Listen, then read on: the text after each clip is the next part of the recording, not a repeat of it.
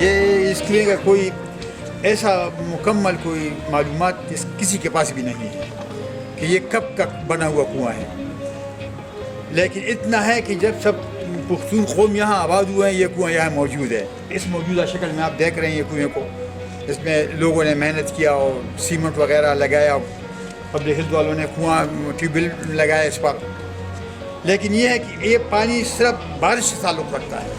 جب بارش ہو تو پانی بہت زیادہ ہوتا ہے، لیکن جب بارش نہ ہونا تو پھر اس کی یہی پوزیشن رہتی ہے، اس سے بھی کمی میں جاتے ہیں یہ کنواں۔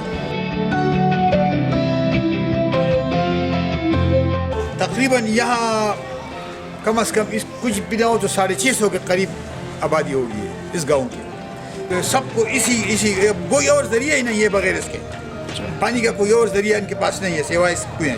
5 محلے ہیں، ان کو یہاں پانی دیتے ہیں 1 دن بعد۔